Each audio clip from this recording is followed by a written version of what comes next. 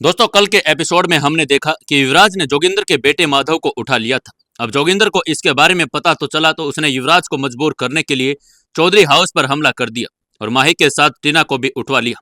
माही और टीना अब जोगिंदर के चंगुल में फंस चुकी थी। जोगिंदर ने माही के सामने शर्त रखी कि अगर माही खुद को उसके हवाले कर दे तो वो टीना को छोड़ देगा। अब आगे आज के एपिसोड में आपका स्वागत है। दोस्तों, आज हम सुनने जा रहे हैं 161वां एपिसोड। जिन्होंने अभी तक चैनल को सब्सक्राइब नहीं किया है वो जरूर से जरूर चैनल को सब्सक्राइब कर लें। चलिए शुरू करते हैं कहानी।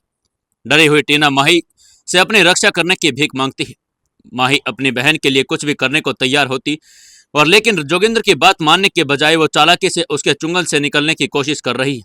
जब जोगिंदर उसकी सहमति पर खुश होता है तभी माही अचानक उस पर हमला कर देती है। उसे एक जोरदार थप्पड़ मारती है और घुटने से वार करके पीछे धकेल देती है।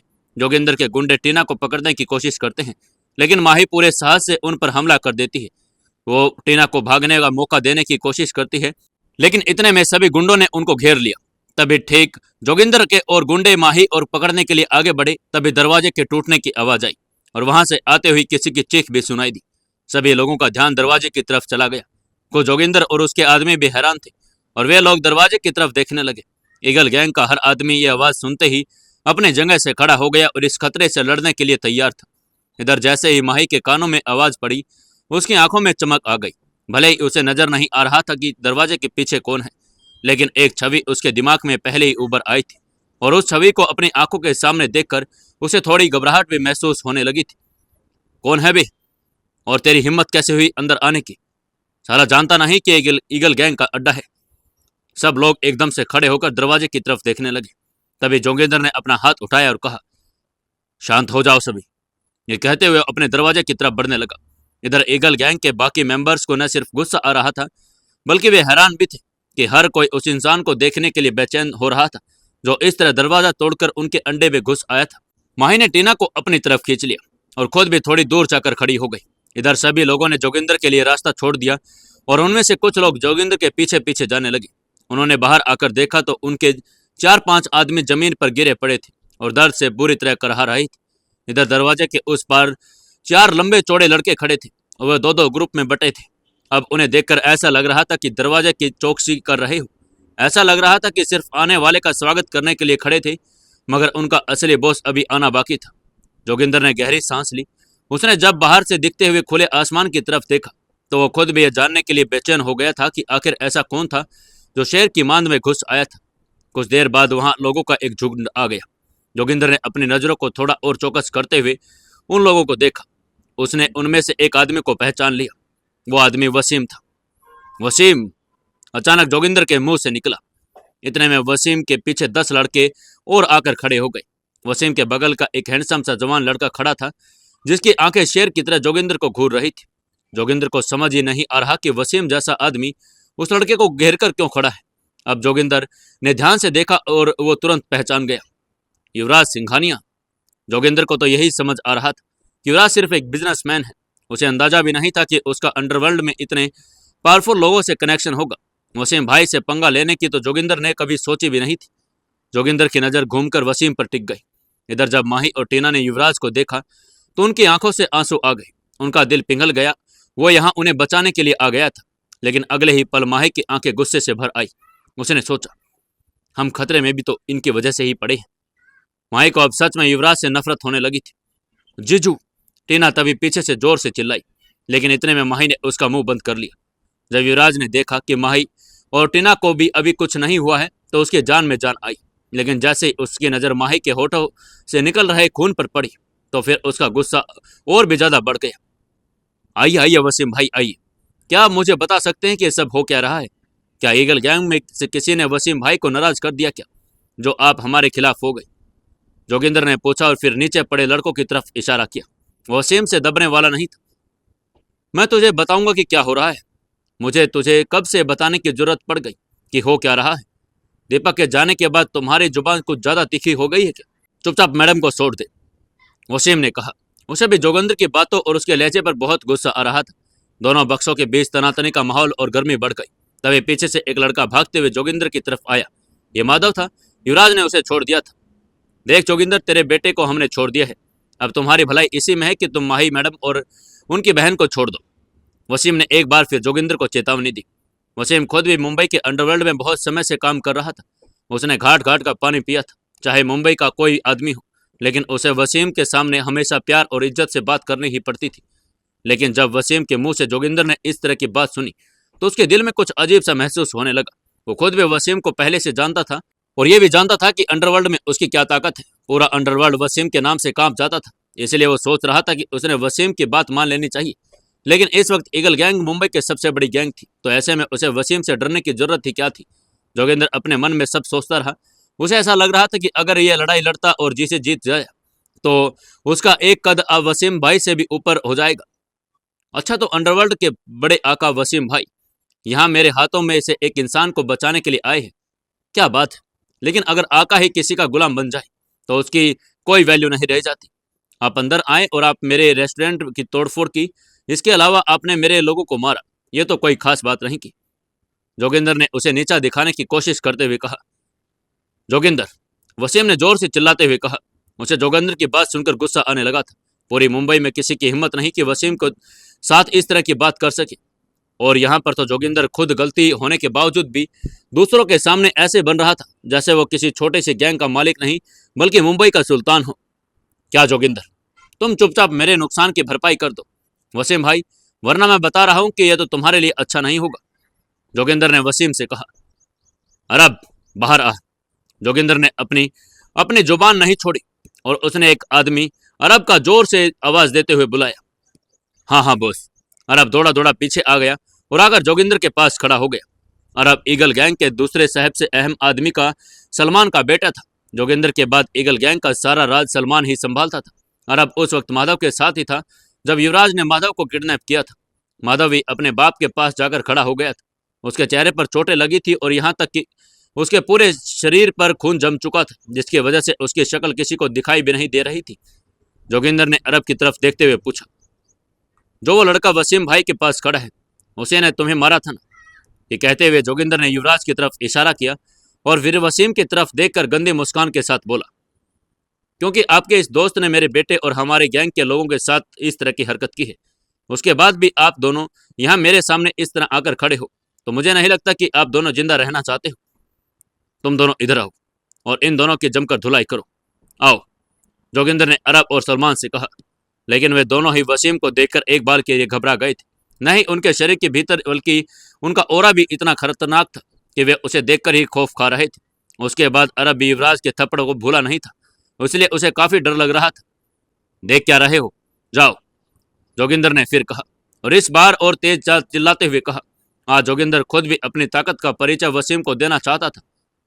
जोगिंदर, तेरी इतनी हिम्मत? वसीम ने जैसे शेर की तरह दहाड़ते हुए कहा। युवराज कभी अपनी जिंदगी में नहीं सोच सकता था कि वसीम जैसा रुतबा रखने वाला इंसान, जिसके नाम से पूरा मुंबई कांपता था, उसे कोई चुनौती दे सकता है। और उसके बावजूद भी जोगिंदर उससे इस तरह की बातें कर रहा था। ये दोनों की बर्दाश्त से बाहर था। अच्छा, तो तुम वसीम भाई का आदमी था, इसलिए तुम हमें वहां पर इतना मार रहा था। लेकिन भाई, अब तेरा नंबर आ गया है, मुझसे बचकर रहना, समझा ना? अरब ने युवराज को देखते हुए कहा। वो देख पा रहा था कि जब तक उसके सिर पर जोगिंदर का हाथ था तब तक वसीम और युवराज उसका कुछ नहीं बिगाड़ सकते थे। अच्छा, तो इसने तुम लोगों पर हाथ उठाया था बेटा? सलमान ने अरब से पूछा और फिर युवराज की तरफ देखते हुए बोला, तूने मेरे बेटे पर हाथ उठाया, सलमान के बेटे पर हाथ उठाया और हमारे माधव को किडनैप किया था। मैं तुम्हें अभी बताता हूँ, अभी तेरे गाल अपने बेटे से ज्यादा लाल कर दूंगा। इधर सलमान को भी अब गुस्सा आ रहा था। अभी तक दोनों बाप बेटा घबरा रहे थे, लेकिन समझ गए थे कि घबराने से कुछ नहीं होने वाला। क्या होगा आगे? क्या वो लोग युवराज और वसीम को हरा पाएंगे? जानने के लिए जुड़े रहिए अपनी इस कहानी बेमानी मोहब्बत के साथ। दोस्तों, कहानी को ज्यादा से ज्यादा शेयर करें, कमेंट करें और वीडियो को लाइक जरूर कर दिया करो। दोस्तों, 162वें एपिसोड में आपका स्वागत है। चलिए शुरू करते हैं कहानी। सलमान अब अपने बेटे के साथ युवराज और वसीम को मारने के लिए आगे बढ़ रहा था। युवराज अभी भी बस अपने जगह पर खड़ा जोगिंदर की तरफ देख रहा था। युवराज तब तक कुछ नहीं करना चाहता था जब तक माही और टीना सही सलामत युवराज की तरफ नहीं आ जाती थी, क्योंकि जोगिंदर के लोग अभी भी माही और टीना को घेर कर खड़े थे। युवराज उनको किसी तरह खतरे में नहीं डाल सकता था, इसलिए वो चुपचाप खड़ा सब तमाशा देख रहा था। वैसे भी वसीम उसकी तरफ से बात कर ही रहा था, उसे बीच में बोलने की जरूरत भी नहीं थी। वसीम ने देखा कि अरब और सलमान युवराज की तरफ बढ़ रहे हैं, तो वो चिल्लाया, मालिक को घेरो सब लोग। ये आवाज सुनते ही 1 दर्जन से ज्यादा लड़के युवराज की ओर आगे बढ़ गए। बेटा, इसे चाहे कितना भी बचा लो, लेकिन ये ईगल गैंग का अड्डा है और यहाँ से वही बचकर जा सकता है जिसे ईगल गैंग बचाना चाहती है। सलमान ने हंसते हुए कहा।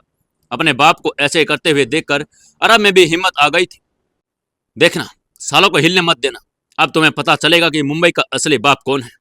उसने ईगल गैंग के बाकी मेंबर्स की तरफ देखते हुए कहा। अब ईगल गैंग के सब लोग उनकी तरफ देख रहे थे। जोगिंदर भी ईगल गैंग का प्रेसिडेंट था और उसके रहते गैंग की नाक नीची नहीं हो सकती थी, इसलिए उसने सलमान और अरब के साथ अपने बाकी लोगों को भी आगे बढ़ने का इशारा कर दिया। हाँ, आज हम दोनों बाप बेटे अपनी गैंग के लिए कुछ तो करेंगे।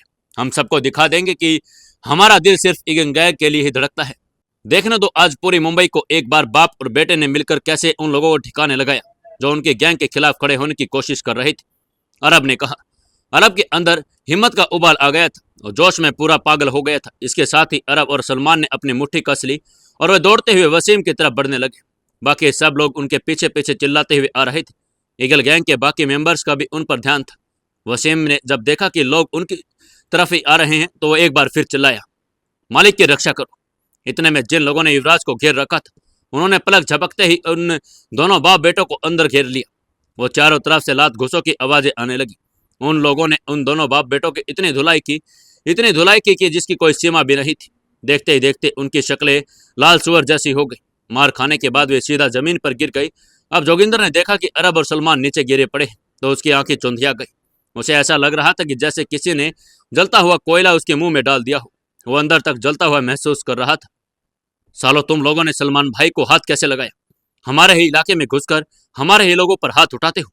जोगिंदर बॉस, ऑर्डर दो, पीछे से ईगल गैंग के एक आदमी ने कहा। बेशक ईगल गैंग वाले एक पल के लिए रुक गए थे, लेकिन उनका गुस्सा अभी तक ठंडा नहीं हुआ था। जोगिंदर जो इस पूरे मंजर को अपनी आंखों से देख रहा था, अचानक उसने अपना हाथ ऊपर उठा दिया। वो सबको चुपचाप रहने का इशारा कर रहा था। उसका इशारा पाते ही सब लोग चुप हो गए, लेकिन इसका मतलब यह नहीं था कि खुद जोगिंदर भी चुप हो गया था। उसके मन में इस सब के लिए अलग ही प्लान चल रहे थे। वसीम भाई, मैं आपको आखिरी बार मौका दे रहा हूँ। आप अपने आदमियों को लेकर यहाँ से बाहर निकल जाइए, वरना आपके लिए ठीक नहीं होगा।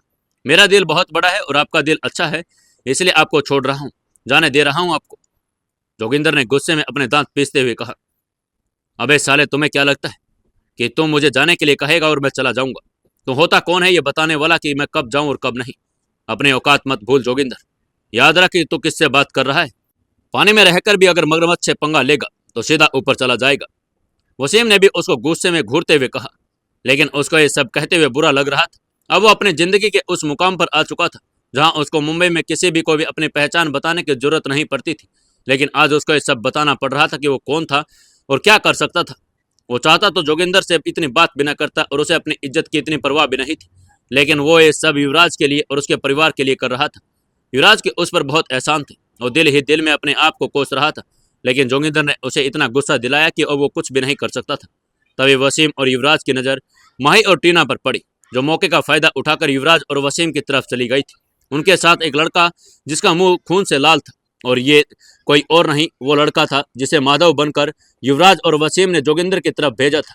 उसकी कद काठी बिल्कुल माधव से मिलती थी। उसके मुंह पर इस तरह के मेकअप किया गया था कि सबको लगे कि मुंह पर खून जमा हुआ है। वसीम ने जब देखा कि माही और टीना बिल्कुल सेफ है, उसने जोगिंदर की तरफ देखते हुए कहा, मैं तेरे लिए एक गिफ्ट लेकर आया हूँ, वो दिए बिना मैं यहाँ से जाने वाला नहीं हूँ। ये कहने के बाद उसने अपने एक आदमी की तरफ इशारा किया जो एक लाल रंग का प्लास्टिक का डिब्बा लेकर आया। वसीम ने अपने आदमी से वो डिब्बा लेकर जोगिंदर की तरफ फेंका। वो तो खुल गया और उसमें से गोल फुटबॉल जैसी चीज बाहर निकल कर आई। जैसे ही वो गोल गोल लुढ़कने लगी तो ईगल गैंग के सभी लोग एक बार के लिए घबरा गए। जितनी भी लड़कियां जमीन की तरफ देख रही थी, अचानक ही उनकी आंखें बंद हो गई। आह! उनमें से कुछ लोगों की चिल्लाने की आवाज आई। ये गोल चीज कुछ और नहीं, उसका सिर था। वो सिर्फ मुस्तफा, वही आदमी जो सुबह सिंघानिया हाउस में घुसा था, तो जोगिंदर का नंबर युवराज को देकर आया था। जैसे वो सिंघानिया हाउस से बाहर निकला था, वसीम के कुछ आदमियों ने उसे पकड़ लिया था। इसके बारे में युवराज को अभी भी पता नहीं था। वो भी शौक में उससे सिर को देख रहा था। जैसे तो वसीम सिर को इसलिए लेकर आया था क्योंकि इसी बहाने वो जोगिंदर को डराना चाहता था, लेकिन उसने सोचा भी नहीं था कि उसे ऐसे जोगिंदर के सामने फेंकना पड़ेगा। अब जब तक बात यहाँ तक आ गई थी, उसके पास कोई और विकल्प भी नहीं था। यह बहुत बुरा हुआ, युवराज ने अपने आप से कहा। वसीम बहुत जल्दबाजी में काम ले रहा था, इस वजह से तो जोगिंदर का गुस्सा और भी बढ़ने वाला था। वसीम, जोगिंदर ने अपने दांत भींचते हुए कहा। उसका दिमाग गुस्से में मानो ज्वालामुखी की तरह फटने ही वाला था। उसे देखकर ऐसा लग रहा था कि अब वसीम ने अपनी हद पार कर दी है और इस बात का जवाब देना उसे बहुत जरूरी हो गया था। वो गुस्से में जोर से चिल्लाया, बॉयज, छोड़ो मत सालों को। बेटियां, बोटियां बोटियां काट डालो इनकी। इन्होंने हमारे मुस्तफा को मारा है। जोगिंदर की आवाज सुनकर ईगल गैंग के लोग फिर होश में आ गए। जोर जोर से चिल्लाते हुए वसीम की तरफ बढ़ने लगे। उनमें से कुछ ने तो हाथ में चाकू लिए थे और बाकी लोगों ने कुर्सियां उठाकर उसकी दिशा में फेंकनी शुरू कर दी। वो कुर्सियां उड़ते हुए युवराज और बाकी लोगों की तरफ बढ़ रही थी। वहां पर करीब 150 से ज्यादा लोग मौजूद थे। यहाँ युवराज भी अपने वसीम को मिलाकर 20 लोग लेकर आया था। मालिक को बचाओ, वसीम ने फिर से एक बार चिल्लाते हुए कहा। अब चीजें उसकी कल्पना से भी परे जा रही थी और वसीम का सारा ध्यान सिर्फ इस बात पर टिका था कि युवराज को किसी तरह की चोट न लग जाए, क्योंकि अगर ऐसा हो भी जाता तो उसके पास कुछ नहीं बचता। वसीम की आवाज सुनते ही एक ही बार में 10 लोगों ने युवराज को घेर लिया और उन 10 ने अपनी ताकत से 150 लोगों को रोकने की कोशिश की। भले ही वसीम अपने साथ सबसे ताकतवर लोगों को लेकर आया था, फिर भी उनके लिए 150 लोगों को रोक पाना बहुत मुश्किल काम हो रहा था। उनमें से हर एक आदमी ने अब और 15 से भी लड़ता तो भी शायद बात बन सकती थी, लेकिन अगर कोई 15 आदमी से एक साथ कैसे लड़ सकता था। जब उन पर बेतहाशा हमले होने लगे तो वे सिर्फ 5 मिनट तक ही उन्हें रोक पाए और उनके बाद वो खुद भी नीचे गिर गए। उसके बाद ईगल गैंग के लोगों ने उन्हें दबोच लिया, बुरी तरह से मारने लगे। अब युवराज को बचाने के लिए वसीम के साथ 4-5 लड़के आगे आए थे। उन्होंने अपने शरीर को अपने ढाल बना लिया, उसी से युवराज की हिफाजत कर रहे थे। कुछ ही देर में वो लोग भी ढेर हो गए। तभी वसीम ने देखा कि उनमें से एक आदमी युवराज के सिर में कुर्सी मारने के लिए आगे बढ़ रहा था, तो वह लड़खड़ाया और अकेला ही युवराज के सामने आ गया। उस लड़के ने कुर्सी को युवराज की वजह वसीम को बढ़ा दी। इससे पहले कि कुर्सी वसीम को छूती, उस लड़के की आंखों में कोई तेज धार वाली चीज आकर लगी और उसकी आंखों से खून निकलने लगा। वसीम ने कुर्सी का वार सहने के लिए आंखें बंद कर ली थी, लेकिन जब उसे महसूस हुआ कि कुर्सी उसे लगी ही नहीं, तो उसने अपनी आंखें खोली और जैसे उस लड़के की आंखों से निकलता खून देखा तो समझ गया कि युवराज अपनी फॉर्म में आ चुका है। युवराज को जब देखा कि अगर इस वसीम को कुर्सी लगी तो बेहोश हो जाएगा, और उसने अपना हाथ झटका और अपने शार्प स्टार से ब्लेड चलाने शुरू कर दिए। उसने किसी की आंख फोड़ दी तो किसी की छाती में ब्लेड दे मारा। देखते ही देखते 10 से भी ज्यादा लड़के खून से लथपथ होकर जमीन पर गिर पड़े। सभी दर्द से करहा रहे थे। किसी को कुछ समझ ही नहीं आ रहा था कि हुआ क्या है, कैसे हुआ है। युवराज की मूवमेंट किसी ने देखी भी नहीं और अभी सभी लोगों को वैसे भी रिलैक्स होकर अपने जगह पर खड़ा दिखाई दे रहा था। 1 मिनट के लिए खामोशी सी छा गई। सभी एक दूसरे की तरफ देखने लगे। किसी को कुछ समझ ही नहीं आया कि अब 1 ही मिनट पहले हो क्या गया था। तभी पीछे से जोगिंदर चिल्लाया, रुक क्यों गए सब के सब, मारो इनको। इसके सभी लोग तो नीचे जमीन पर पड़े। अब ये सिर्फ बचा है, इन लोगों को सामने से 2 मिनट भी नहीं टिक पाएगा। जोगिंदर की बात सुनकर सभी में दोबारा से जोश आ गया। उन्होंने फिर से अपने हथियार उठाए और युवराज की तरफ बढ़ने लगे। किसी के हाथ में चाकू और किसी के हाथ में तलवार लिए सभी के सभी युवराज की तरफ बढ़ रहे थे, लेकिन युवराज को इस समय कोई फर्क नहीं पड़ रहा था। वो अपनी जगह पर शांत खड़ा रहा, सिर्फ उन्हें देखे जा रहा था। उनकी खामोशी से अंदाजा लगाना मुश्किल था कि वो सोच क्या रहा है और आगे क्या करेगा। क्या युवराज इन लोगों का सामना कर पाएगा? क्या उसके पास कोई बैकअप प्लान है? जानने के लिए जुड़े रहिए अपनी इस कहानी बेमानी मोहब्बत के साथ। दोस्तों, 163वें एपिसोड में आपका स्वागत है। चलिए शुरू करते हैं कहानी। जंगल के बीचों बीच ढाबे के खुले मैदान में खून की गंध हवा में घुल गई थी। चारों ओर पसरा सन्नाटा किसी तूफान के आने की चेतावनी दे रहा था। बेवजह की मारकाट से भरी इस रात में हर कोई एक दूसरे को मिटाने की चाहत में था। हवा में धूसे बरसने की आवाजें और घायल लोगों की कराहटें गूंज रही थी। जमीन पर पड़े घायल शरीर इस बात का सबूत थे कि लड़ाई अपने चरम पर थी, लेकिन युवराज अपनी जगह पर अटल खड़ा था, जैसे किसी अड़िग पर्वत की तरह जो किसी भी आंधी तूफान से हिलने वाला नहीं था। उसके चेहरे पर न डर था न घबराहट, बल्कि एक मजेस्टिक सा कॉन्फिडेंस झलक रहा था। दूसरी तरफ उसके ठीक सामने जोगिंदर अपने 150 लोगों को सेना के साथ खड़ा था। ईगल गैंग के लड़के जोश में चिल्ला रहे थे। उनके हाथों में चाकू तलवारें लोहे की रोड चमक रही थी और बस शांत खड़ा सामने ईगल गैंग के गुंडों को देख रहा था, जो जोगिंदर के आदेश पर एक बार फिर उस पर हमला करने के लिए तैयार थे। उसकी सांसें एकदम नियंत्रित थी। जैसे उसने देखा कि ईगल गैंग के लड़के उसकी ओर बढ़ रहे हैं, लेकिन तभी उसने एक ऐसी बात कही जिसे पूरे माहौल को ठंडा कर दिया। उसने अपनी गर्दन हल्की सी घुमाई और ठंडी आवाज में कहा, जोगिंदर, अगर अपने बेटे माधव को जिंदा देखना चाहता है तो अपने लोगों को रोक ले। युवराज की बात सुनते ही पूरे इलाके में एक अजीब सी खामोशी छा गई। जोगिंदर एकदम सन्न रह गया। ईगल गैंग के लड़के जो अभी तक हिंसा की आग में जल रहे थे, वे एकदम से रुक गए। जोगिंदर की आंख संदेह में सिकुड़ गई। उसका चेहरा पीला सफेद पड़ गया, जो गुस्से से लाल भी हो रहा था। उसने अपने दाएं हाथ हवा में लहराया, जिसके उसके लड़के रुकने का इशारा मिल गया था। उसके माथे पर पसीने की छोटी छोटी बूंदें झलकने लगी। उसने धीरे से अपने आसपास देखा, फिर अचानक उसे याद आया कि माधव तो उसके पास ही था। वो जोर से हंसा और तंज कसते हुए बोला, अबे साले पागल हो गया क्या? तुझे क्या लगता है कि तू इतने लोगों को पार करके मेरे बेटे तक पहुंच भी पाएगा? उसे कुछ करने की तो दूर की बात है। लेकिन जोगिंदर का यह घमंड ज्यादा देर तक नहीं टिक सका। युवराज का चेहरा एक पल के लिए शांत, फिर अचानक एक गहरी मुस्कान पे बदल गया। उसकी आंखों में एक खतरनाक चमक थी। युवराज जोगिंदर के इस सवाल पर जोर जोर से हंसने लगा और फिर उसने एक ठंडे लहजे में कहा, पहले देख तो ले कि तेरा बेटा तुझे दिखाई भी दे रहा है या नहीं। युवराज की बात सुनते ही जोगिंदर का चेहरा सफेद पड़ गया। उसकी हंसी एक पल में गायब हो गई। उसका दिल एक पल के लिए धड़कना ही भूल गया था। उसने फौरन इधर उधर नजर दौड़ाई, लेकिन माधव कहीं नहीं दिखा। उसकी आंखें पागलों की तरह हर तरफ घूमने लगी, लेकिन माधव का कोई नामो निशान भी नहीं था। उसके चेहरे से सारी हेकड़ी गायब हो गई। पसीने की बूंदें अब उसके गालों से बहने लगी। उसने घबराकर अपने एक आदमी को इशारा किया, देखो देखो माधव कहाँ है? उसके लोग इधर उधर दौड़ने लगे, लेकिन माधव को कोई सुराग नहीं मिला। अब उसकी बेचैनी गुस्से में बदलने लगी। उसने गुस्से में अपनी रगों को फटते हुए महसूस किया और गला फाड़कर चिल्लाया, अगर माधव मेरे पास नहीं है तो तुम लोगों को कोई रहम नहीं मिलेगा। लड़कियों को लेकर जाओ। अगर यह माधव को नहीं छोड़ेगा तो हम उन लड़कियों को मार देंगे। जोगिंदर की बात सुनते ही ईगल गैंग के लड़के माही और टीना को ढूंढने लगे, लेकिन अगले ही पल उनके चेहरे का रंग उड़ गया। लड़कियां भी गायब थी। माही और टीना कहीं भी दिखाई नहीं दे रही थी। अब ये जोगिंदर की हार का संकेत था। युवराज उन्हें इस तरह बौखलाते हुए देखकर हंसने लगा। युवराज ने हल्की मुस्कान के साथ जोगिंदर के चेहरे का बदलाव को देखा। उसकी मुस्कान अब और गहरी हो गई। उसने ठंडी आवाज में कहा, अब तुम्हारे पास कोई ऐसा रास्ता भी नहीं बचा जिसे तुम मुझे कमजोर बना सको। जोगिंदर, अब सिर्फ एक ही रास्ता बचा है, अपने घुटने टेक दो, नहीं तो अपने बेटे को हमेशा के लिए खो दोगे। युवराज की बात सुनकर जोगिंदर के चेहरे पर सारी रंगत उड़ गई। उसके माथे पर पसीने की बूंदें छलकने लगी। वो जानता था कि युवराज कोई हल्की धमकी देने वालों में से नहीं था। उसने जो कहा है वो सच ही था। अब उसके पास कोई चारा भी नहीं था। उसने घुटने टेक कर खुद ब खुद झुकने लगे। तभी तभी पीछे से एक कमजोर और थकी हुई लेकिन जानी पहचानी आवाज आई, पापा, पापा रुको। यह आवाज सुनते ही जोगिंदर का शरीर सिहर उठा। उसने घबराकर पीछे देखा और उसकी आंखें फटी की फटी रह गई। वहां पर माधव खड़ा था। उसके हाथ पैर जख्मी, चेहरे पर चोट के निशान और कपड़े फटे हुए और आंखों में थकान थी, लेकिन उसकी आंखों में गुस्से की आग जल रही थी। वो किसी तरह वसीम के आदमियों से जान बचाकर यहाँ तक पहुंच गया था। जोगिंदर पहले चौंका, फिर भागता हुआ माधव के पास पहुंचा। उसने अपने बेटे को ऊपर से नीचे तक देखा, उसके घावों को टटोला, उसकी सांसों को महसूस किया। जब उसे यकीन हो गया कि माधव जिंदा है, ठीक है, तो उसके चेहरे पर एक शैतानी मुस्कान फैल गई। उसने अपने लाल लाल आंखों से युवराज की तरफ देखा और जोर जोर से हंसते हुए कहा, अब कौन बचाएगा तुझे मुझसे युवराज?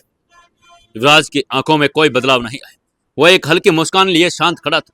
आग भड़क चुकी थी। जोगिंदर ने बिना समय गवाए अपने लड़कों को इशारा किया, मार दो इन्हें।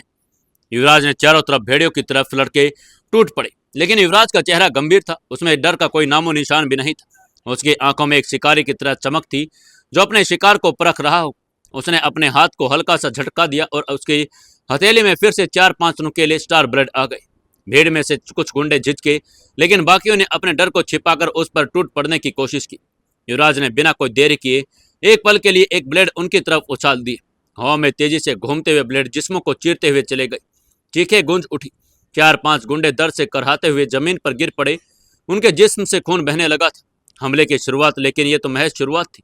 गुंडों की संख्या बहुत ज्यादा थी और वे एक के बाद उस पर झपटने लगे। युवराज ने जब अपनी जेब टटोली, लेकिन उसमें ब्लेड खत्म हो चुके थे। उसने गहरी सांस ली और अपनी आंखें बंद करके कुछ पल के लिए खुद को केंद्रित किया।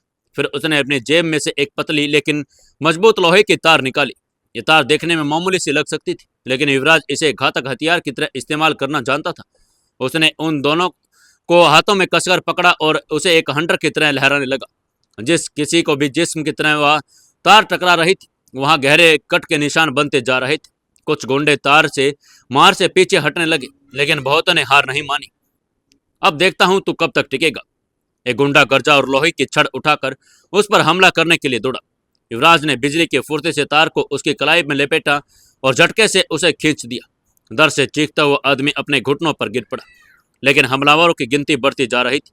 20 से ज्यादा लोग जमीन पर गिर चुके थे। कुछ करहा रहे थे, कुछ बेहोश थे, लेकिन अभी भी बाकी लड़ने के लिए सब तैयार थे।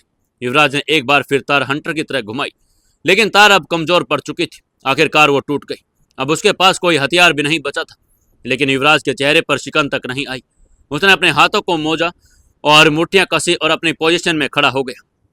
अगर हाथ से लड़ना चाहते हो तो आओ, देखता हूं कि कितने में दम है। युवराज ने दहाड़ लगाई। गुंडे अब उस पर एक साथ टूट पड़े।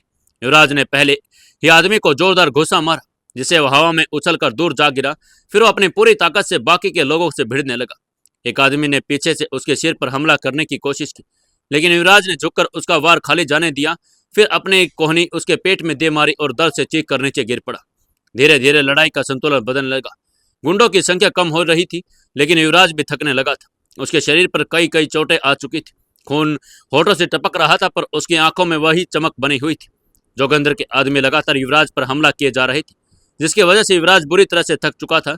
अब उसमें पहले जैसी ताकत भी नहीं बची थी। युवराज ने मन ही मन सोचा, मुझे जल्दी से जल्दी यह लड़ाई खत्म करनी ही होगी।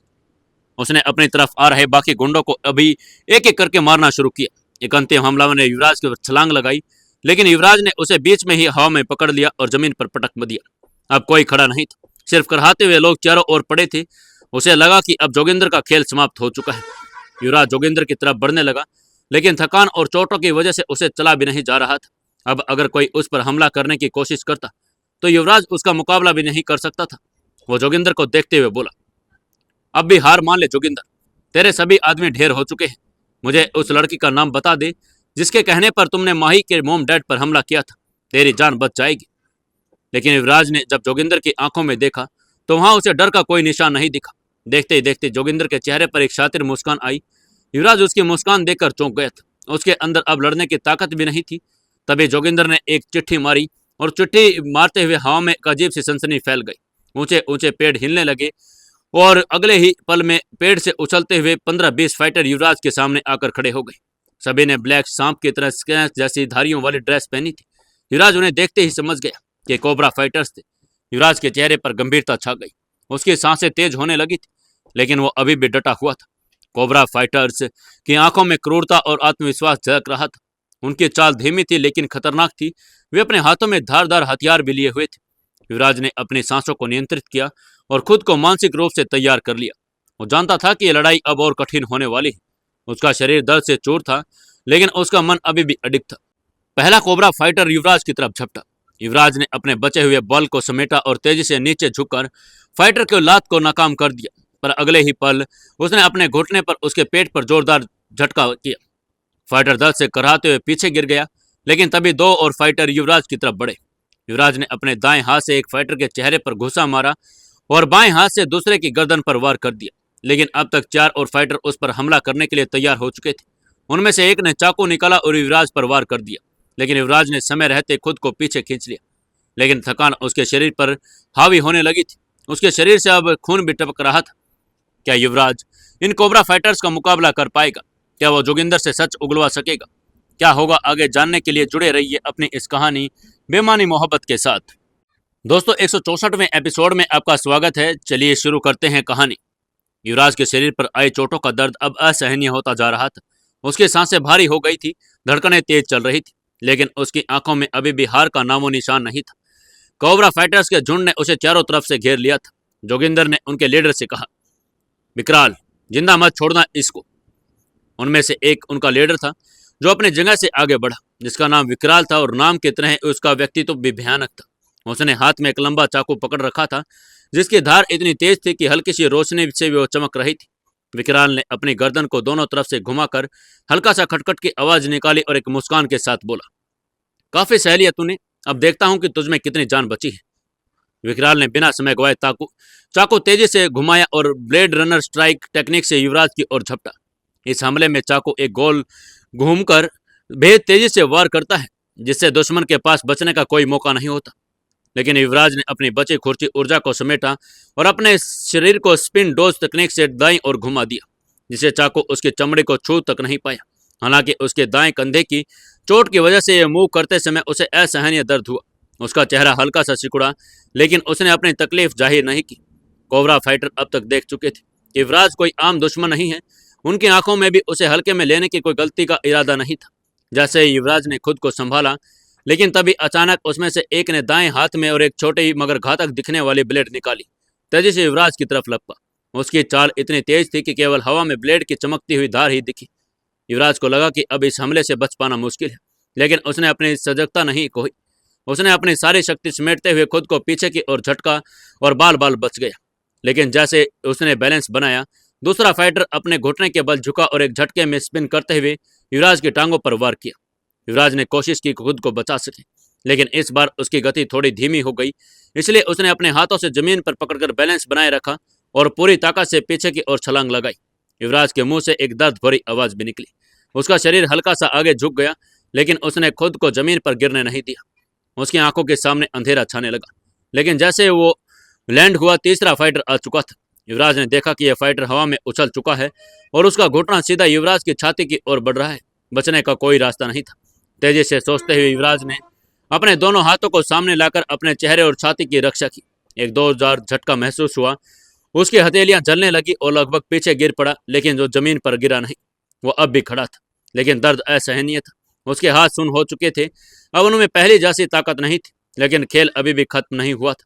कोबरा फाइटर्स के चेहरे पर अब ठंडे साहस की झलक थी। उन्हें समझ आ गया था कि युवराज अब ज्यादा देर तक खड़ा नहीं रह पाएगा। अब तीनों फाइटर एक साथ हमला करने के लिए तैयार हो चुके थे। पहला फाइटर ने युवराज के चेहरे पर जोरदार पंच मारा, दूसरे ने पेट पर एक तगड़ी लात मारी और तीसरे ने कबर की मुट्ठी पर वार किया। युवराज को लगा कि उसका पूरा शरीर टूट जाएगा और जमीन से थोड़ा सा उठा और धड़ाम से गिर गया। उसका शरीर के अंदर एक अजीब सी घंटी बज रही थी। आंखों के सामने अंधेरा छाने लगा था, लेकिन उसकी आंखों में आंसू नहीं थे। जमीन पर गिरने के बावजूद वो तुरंत खड़ा उठा। उसकी आंखें फिर भी वही तेजी चमक से चमक रही थी। अब युवराज केवल बचाव की मुद्रा में था। उसके पास इतनी ताकत नहीं थी कि वो वार का जवाब दे सके। पहला फाइटर फिर से झपटा, लेकिन इस बार युवराज केवल सिर झुकाकर वार को टाल सका।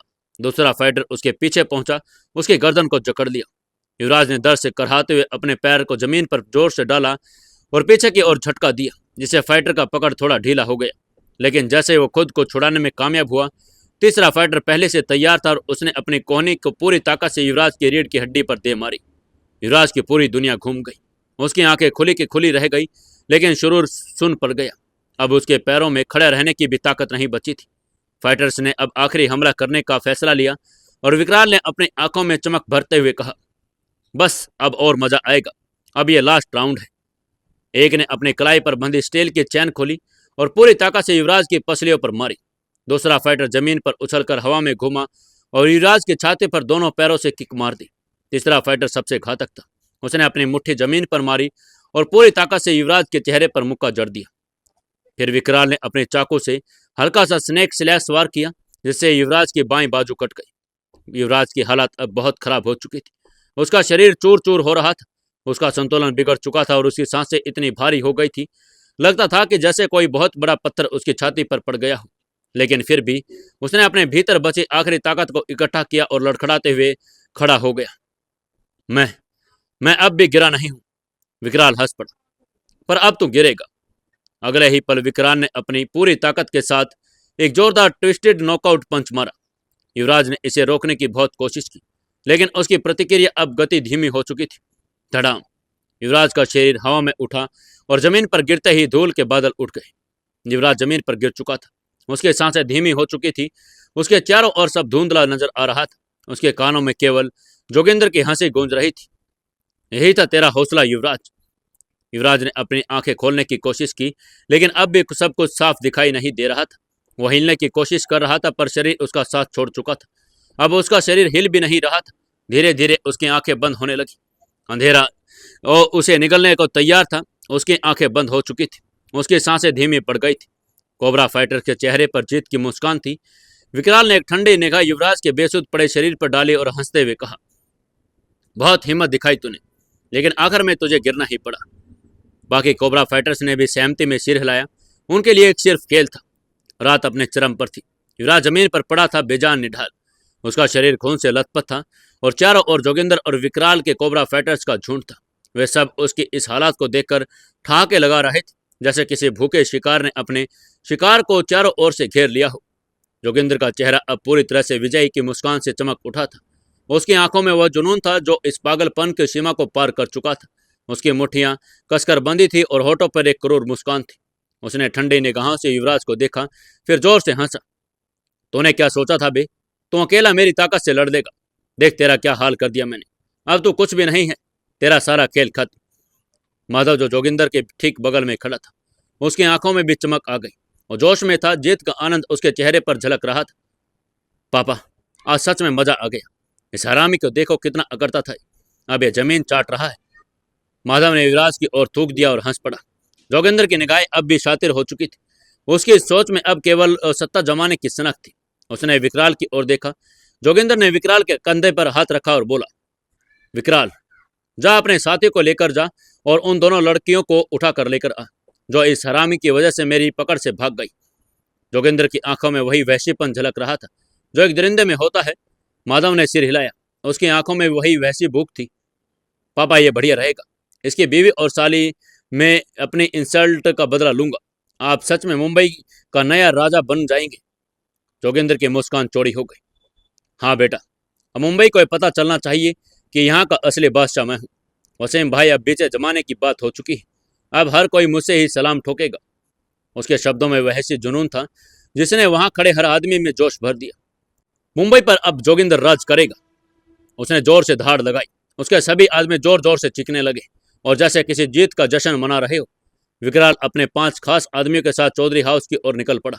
उसकी चाल में वो क्रूरता थी जो एक शिकारी में होती थी। उधर मुंबई की ऊंची इमारतों के बीच बसा चौधरी हाउस इस अंधेरी रात में शाप परछाइयों के बीच घिरा हुआ था। समंदर की लहरें दूर कहीं शांत थी, लेकिन इस घर के अंदर बैठे 2 दिल बुरी तरह से घबराए हुए थे। माही और टीना, दोनों बहनें, अभी कुछ घंटे पहले ही मौत के मुंह से बचकर आई थी, लेकिन उनका डर अभी भी खत्म नहीं हुआ था। उनके चेहरे पर गहरी चिंता की लकीरें साफ देखी जा सकती थी। टीना, मुझे अजीब लग रहा है, मेरा दिल घबरा रहा है, माही ने कांपती आवाज में कहा। वो सोफे पर बैठी थी, लेकिन उसके शरीर में जैसे कोई जान नहीं बची थी। उसकी सांसें तेज हो रही थी। उसके बार बार एक दूसरे को हाथ मसल रहे थे। टीना, जो अब तक खुद को मजबूत दिखाने की कोशिश कर रही थी, आज की घटना से खुद भी सहम गई थी। उसने अपनी बहन के कंधे पर हाथ रखा और हल्की मुस्कान लाने की कोशिश की। माही, तुम परेशान मत हो। युवराज जी जो बहुत बहादुर हैं, उन्होंने हमें बचाने के लिए अपनी जान दांव पर लगा दी, लेकिन वो खुद भी वो को भी बचा लेंगे। तुम जानती हो ना कि वो कितने अच्छे फाइटर हैं। माही ने अपनी बड़ी बड़ी आंखों में आंसू भरकर टीना की तरफ देखा। हाँ मैं जानती हूँ, लेकिन मेरा दिल कह रहा है कि कुछ बुरा होने वाला है। टीना ने उसके माथे को सहलाया, लेकिन अंदर ही अंदर उसे भी एहसास हो गया था कि माही की बात शायद सही हो। चौधरी हाउस के बाहर वसीम के आदमी अब भी सुरक्षा के लिए खड़े थे। उनके हाथों में बंदूकें थी और उनके चेहरे पर गंभीरता साफ झलक रही थी। आज बहुत सन्नाटा है, एक आदमी ने धीरे से कहा। दूसरा गार्ड चौकन्ना होकर बोला, हाँ कुछ अजीब सा लग रहा है, पता नहीं क्यों, लेकिन कोई लग रहा है कि कोई हमें देख रहा है। क्या होगा आगे? क्या युवराज सच में उन लोगों को बचा पाएगा या नहीं? जानने के लिए जुड़े रहिए अपनी इस कहानी बेमानी मोहब्बत के साथ। दोस्तों, अपने कहानी के और अपने चैनल के जल्दी से जल्दी 1000 सब्सक्राइबर पूरे करवाने में हेल्प कीजिए, क्योंकि 1000 सब्सक्राइबर होते ही मैं आप लोगों के लिए एक नई कहानी और लेकर आ रहा हूं। तो जल्दी से जल्दी अपने व्हाट्सएप ग्रुप्स में और अपने दोस्तों तक इस कहानी को जरूर शेयर करें और चैनल को सब्सक्राइब जरूर करवाएं। दोस्तों, 165वें एपिसोड में आपका स्वागत है। चलिए शुरू करते हैं कहानी। चौधरी हाउस की ओर घना अंधेरा और सन्नाटा पसरा था। ठंडी हवा ने पूरे माहौल को और भी भयानक बना दिया था, लेकिन इस अंधेरे में छुपी कुछ छायों की हलचल विकराल और उसके 5 कोबरा फाइटर्स गाड़ियों में बैठे हुए थे। वे दूर से ही इमारत पर नजर गड़ाए हुए थे। उनकी आंखों में केवल एक ही लक्ष्य था, माही और टीना को उठाकर लेकर जाना। सुनो, विकराल ने धीमे मगर खतरनाक लहजे में कहा, कोई जल्दबाजी मत करना। वसीम के आदमी सतर्क हैं, लेकिन हमें बस एक मौका चाहिए। जैसे वे ध्यान हटाएंगे, हम अंदर घुसेंगे। उसके साथ बैठे 5 कोबरा फाइटर्स ने सहमति में सिर हिलाया। उनकी लड़ाई किसी सांप के वार जैसी घातक और तेज थी। एक बार हमला किया तो दुश्मन का बचना नामुमकिन था। कुछ देर तक इंतजार करने के बाद विकराल को वो मौका मिल गया जिसका उसे इंतजार था। वसीम के आदमी अपनी जगह से थोड़ा हटे हुए थे और वो मौका कोबरा फाइटर्स के लिए काफी था। चलो, विकराल ने इशारा किया और देखते ही देखते वो सारे के सारे अंधेरे में गायब हो गए। ये बिना कोई वजह की आवाज के चौधरी हाउस के चारों दीवारों पर चढ़ गए, जैसे किसी कोबरा सांप की तरह सरक रहे हो। उनकी चाल इतनी तेज थी कि कोई उन पर ध्यान नहीं दे सका। हम अंदर हैं, विकराल ने फुसफुसाते हुए कहा। अगले ही पल उन्होंने दरवाजे पर लात मारकर उसे तोड़ दिया। माही और टीना, जो अंदर छुपी हुई थी, अचानक दरवाजा टूटने की आवाज सुनकर कांप उठी। उनके दिल की धड़कनें तेज हो गई। नहीं, माही ने घबरा कर कहा। लेकिन उससे ही पहले वो कुछ कर पाती, कोबरा फाइटर्स ने उन दोनों को पकड़ लिया। लेकिन इसी बीच वसीम के आदमियों ने सब देख लिया था कि कोई जबरदस्ती घुस आया है। कौन है वहां? एक आदमी ने जोर से चिल्लाया। अलार्म बजा दिया। देखते ही देखते वसीम के लगभग 15-20 आदमी अंदर आ गए। छोड़ दो उन्हें, एक आदमी गजरा। लेकिन विकराल सिर्फ मुस्कुराया। हम तुम्हारे मुंह से आदेश लेने नहीं आए, हमारे रास्ते से हट जाओ, वरना हम जिस तरीके से अंदर आए हैं उस तरीके से बाहर जाना भी जानते हैं, और तुम अगर हमें रोकने की कोशिश करोगे तो हमें भी कोबरा फाइटर्स कहते हैं, हम तुम्हें 1 मिनट में ढेर कर देंगे। विकराल ने शातिर हंसी के साथ कहा, मारो सालों को। वसीम के आदमी उन पर टूट पड़े, लेकिन यह उनकी सबसे बड़ी गलती थी। कोबरा फाइटर्स ने अपनी प्रसिद्ध स्नैक स्टाइल कुंफू का इस्तेमाल किया। उनकी चालें इतनी तेज थी कि वसीम के आदमी देख भी नहीं पा रहे थे कि उन्हें कहां से मारा जा रहा है। उनको समझ ही नहीं आया कि ये लोग सांप की तरह हैं या सिर्फ और इंसान ही हैं। वो सांप की तरह ऐसे लड़ रहे थे जैसे कहीं से भी कोई भी आ जाता। कोबरा फाइटर्स में से पहले ने एक अपने हाथ को सांप की तरह मोड़ा और बिजली की तेजी से अपने सामने खड़े आदमी की गर्दन पर एक झन्नाटेदार वार किया। उसकी कैरोटिड आर्टरी को चोट पहुंची और वो एक ही वार में बेहोश होकर नीचे गिर पड़ा। दूसरे कोबरा फाइटर ने अपने शरीर को हवा में घुमाया और स्नेक व्हिप किक लगाई। उसका पैर बिजली की तरह घूमता हुआ 3 आदमियों की छाती पर एक साथ लगा। वे ताश के पत्तों की तरह जमीन पर गिर पड़े। तीसरे फाइटर ने एक दमदार वेनोम पंच के साथ एक जहर जैसा वार किया। उसने अपनी उंगलियों को पंजे की तरह मोड़कर एक आदमी के सीने पर वार किया। इतनी तेज ताकत से वो आदमी उल्टा होकर एक मेज से टकरा गया और वहीं बेहोश हो गया। चौथा कोबरा फाइटर ने अपनी आदमियों को अपने ऊपर हमला करते देखा, लेकिन उसने सांप की तरह फुर्ती से अपने शरीर को झुका लिया और सभी वारों से बचकर अपने दोनों हाथों से उनके जबड़े एक साथ मुक्का दे मारा। पांचवें फाइटर ने एक आदमी को पीछे से पकड़ा और पाइथन ग्रैब लगाकर उसकी हड्डियों को तोड़ते हुए जमीन पर पटक दिया। विकराल ने अपने दुश्मनों की ओर देख और डेथ बाइट किक, मौत को दंश देने वाली किक लगाई। यह किक इतनी खतरनाक थी कि सामने वाला आदमी इसे झेल ही नहीं सका और जमीन पर पड़ गया। 5 मिनट के अंदर वसीम के सभी 15-20 आदमी जमीन पर गिर चुके थे। कोबरा फाइटर्स के सामने कोई भी नहीं टिक पाया। अब विकराल और उसके आदमी माही और टीना को घसीटते हुए बाहर लेकर जाने लगे। वो जीत चुके थे, लेकिन तभी जमीन पर पड़ा एक घायल आदमी धीरे से उठा और अपनी जेब से अपनी बंदूक निकाल ली। तुम लोग आसानी से नहीं जा सकती, उसने गुस्से में बंदूक का ट्रिगर दबा दिया। धाएं। लेकिन तभी कोबरा फाइटर्स में से एक ने बिजली की तेजी से अपनी कमर से चाकू निकाला और गोली को बीच में ही काट दिया। गोली के 2 टुकड़े बट गए और दोनों ओर गिर पड़े, लेकिन वो यहीं नहीं रुका। अगले ही पल उसने चाकू हवा में फेंक दिया। शिव शिव करता हुआ चाकू हवा में सीधा तीर की तरह गया और उस आदमी की छाती को चीरता हुआ आर पार हो गया। आह! उसके मुंह से दर्द की चीख निकली और वो वहीं पर ढेर हो गया। कोबरा फाइटर्स ने अब माही और टीना को अपनी गाड़ियों में डाल लिया था। विकराल ने एक बार पीछे मुड़कर चौधरी हाउस की ओर देखा, जहां अब केवल बिखरे हुए लोग और तबाही का मंजर ही था। फिर उसने ठंडी आंखों से कहा, मुंबई पर अब ईगल गैंग का राज होगा।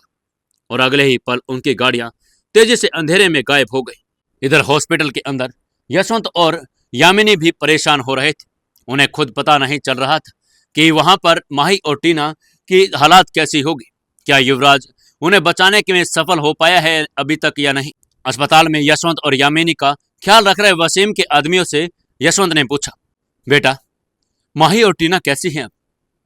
उस आदमी ने कहा, मालिक अभी तो कुछ नहीं कह सकते, लेकिन हमें उम्मीद है कि वो जल्द ही दोनों ठीक होंगी और अपने घर पर पहुंच गई होंगी।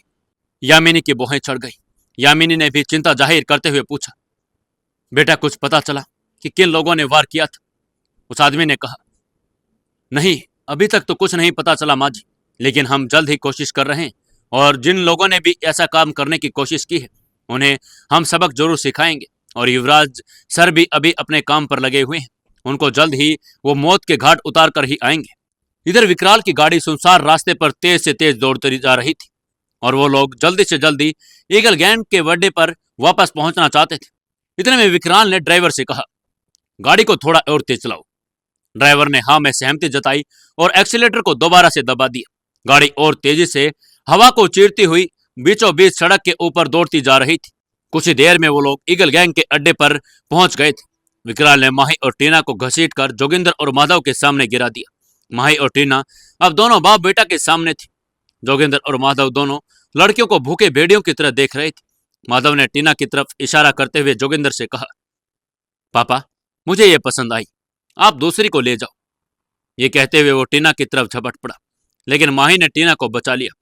उसने टीना को पकड़कर अपनी तरफ खींच लिया और एक शेरनी की तरह माधव को घूरने लगी।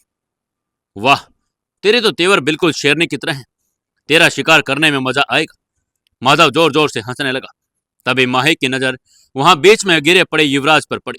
उसकी बंद आंखें देखकर माही का दिल जोर जोर से धड़कने लगा। युवराज, युवराज, ये नाम उसके मन में गूंजा। आंखों में आंसू आ गए। उसे समझ नहीं आ रहा था कि उन लोगों ने युवराज के साथ ऐसा कर दिया है। वो अपने मन में बार बार यही अंदाजा लगाने की कोशिश कर रही थी कि युवराज सिर्फ बेहोश है या युवराज को मौत के घाट तो नहीं उतार दिया है। युवराज को इस हालत में देखकर उसकी आंखों से आंसू बहने लगे थे। माही को इस तरह रोता हुआ देखकर वहां खड़े सब लोग जोर जोर से हंसने लगे।